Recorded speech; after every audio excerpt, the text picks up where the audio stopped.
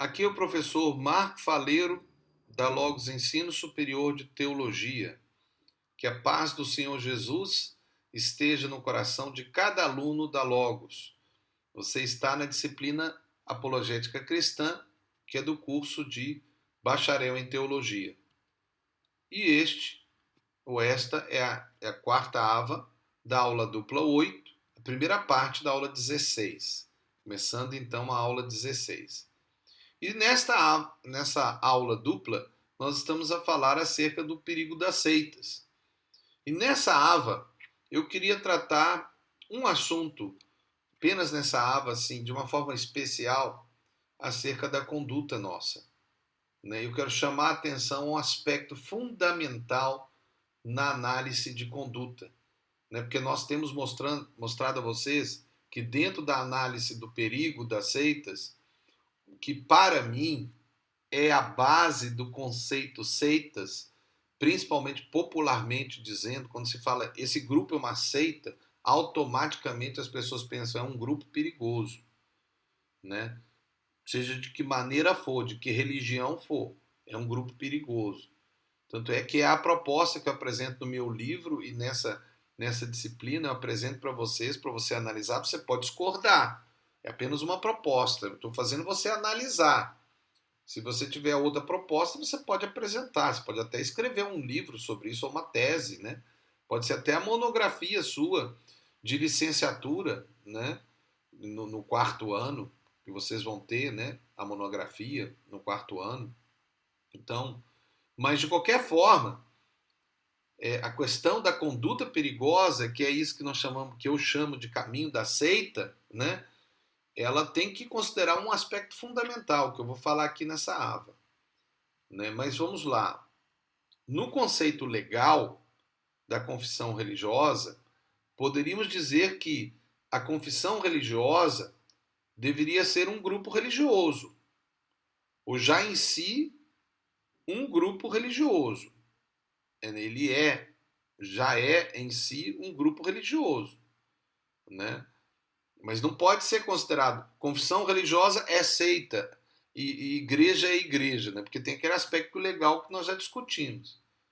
Teoricamente, parece que da Constituição angolana, confissão religiosa é a mesma coisa que igreja.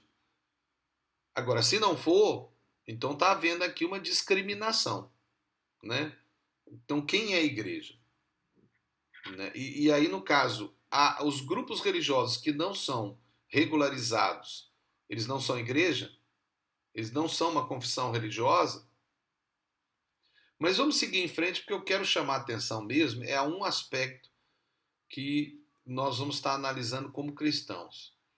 E eu quero apresentar uma proposta de análise para a sua análise, incluindo essa análise que nós estamos fazendo, uma base cristã. Eu creio que toda análise sua sempre tem que ser baseada a partir da base que é cristã. E tem uma base que eu considero fundamental quando você for analisar qualquer grupo religioso. Você pode me responder qual é essa base? Eu imagino que na sua mente deve estar passando algumas bases cristãs. Mas qual que seria a base que fundamenta tudo? Né? Analisando como cristãos, um critério de base para análise do que é uma seita ou heresia tem que considerar em você um aspecto, uma base, que é o amor. Sem amor, você não deve fazer análise de nada. Se você está querendo vingar um grupo que saiu da sua igreja e chamar eles de seita só porque eles saíram da sua igreja, porque eles discordam da sua denominação, você está errado. Isso não é uma base. Ah, mas ele era um rebelde. Baseado em que ele era um rebelde? Baseado em que esse grupo que saiu, ou que esse novo grupo que se formou, é seita, herética. Qual a heresia? Agora, No seu coração tem que haver amor. Se o seu objetivo é se vingar, se você tem ódio, se você quer fazer mal para alguém ou para um grupo que discordou de você, que saiu de uma determinada denominação, e você tem ódio deles, então está errado. Sua análise não vai atingir o objetivo divino. Porque o objetivo divino é amar até o inimigo. Lembra o que Jesus ensinou? Nós somos cristãos.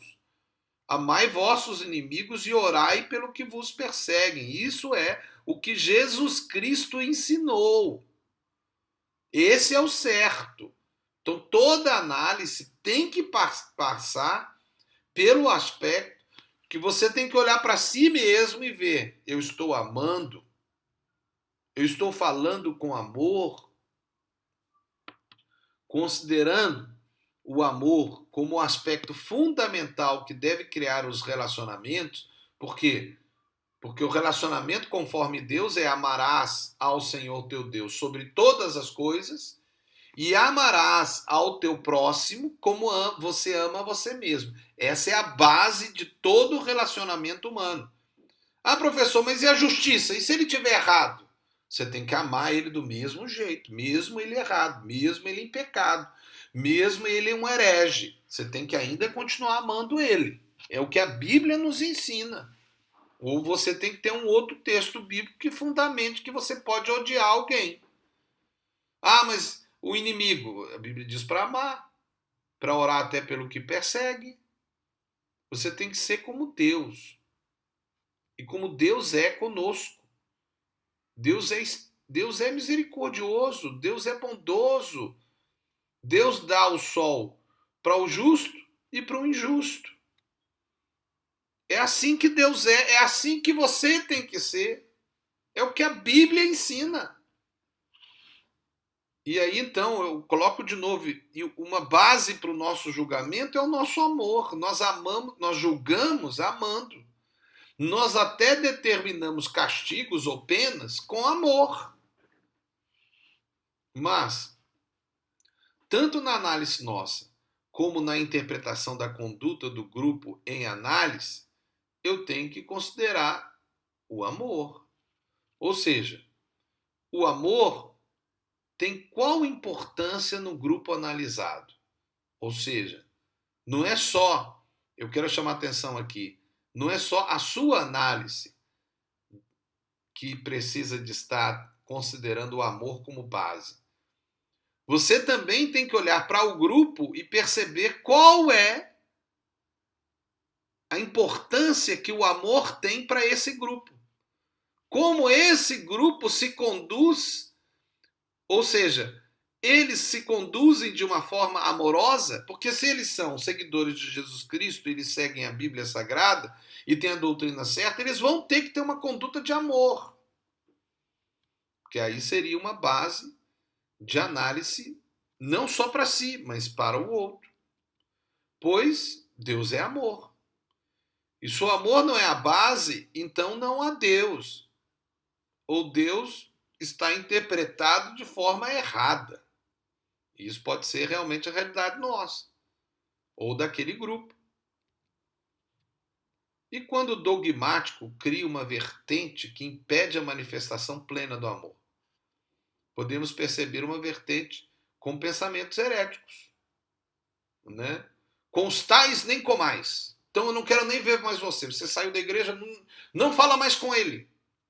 Espera aí. Deus é assim? Ah, mas a Bíblia diz isso. Você interpretou assim.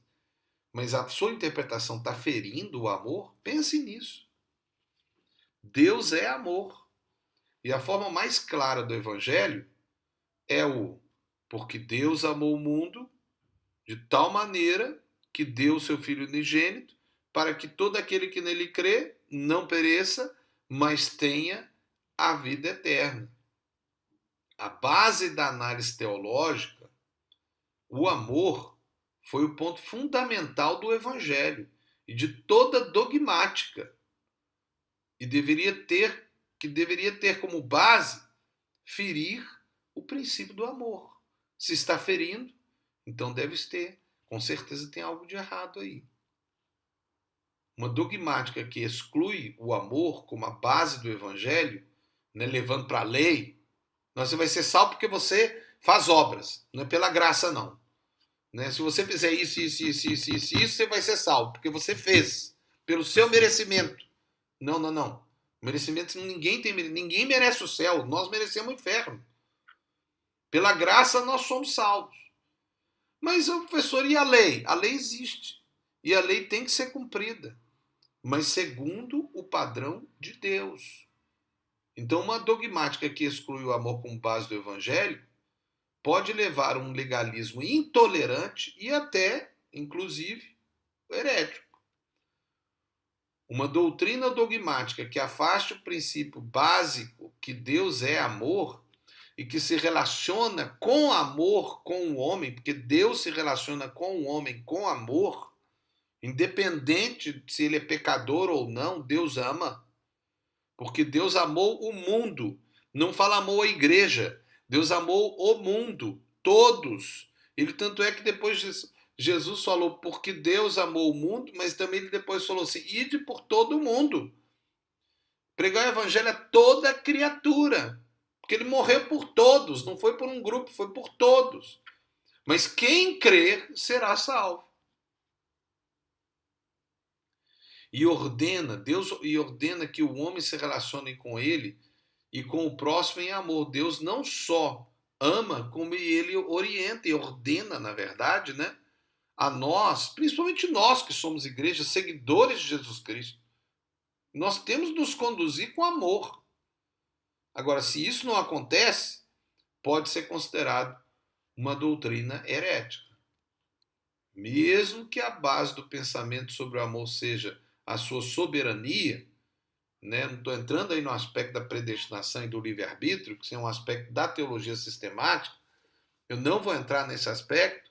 Se quiser, você discuta com o seu professor de teologia sistemática. Mas independente da sua proposta, né, de soberania, a soberania de Deus existe. Mas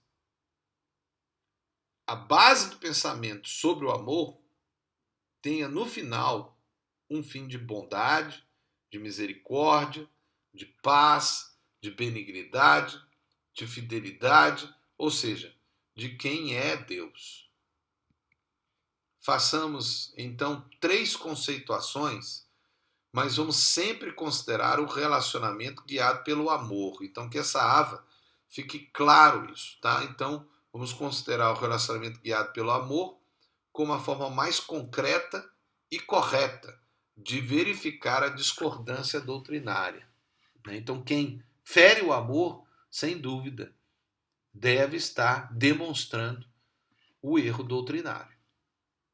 Mas, para terminar essa ava, eu queria dizer que seita, então, conforme eu já tenho mostrado para vocês, tem um conceito tríplice, que é o conceito histórico cristão, que é a seita herética, tem um conceito popular, que é aceita como um grupo perigoso, né? Que é o que tem sido analisado mais na ciência da religião, e tem um conceito científico, que é seita é a divisão de uma religião.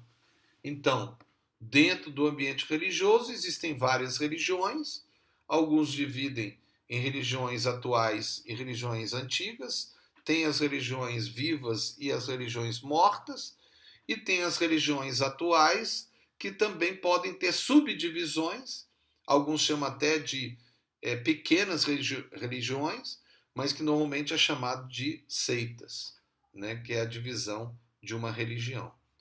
Deus abençoe você, em nome de Jesus. Aqui é o professor Marco Faleiro, da Logos Ensino Superior de Teologia. Você está no curso de bacharel em teologia na disciplina apologética cristã. E como sempre eu gosto de dizer e relembrar algumas vezes nas minhas avas, né? Que você seja feliz, mas que você faça alguém feliz. Deus te abençoe.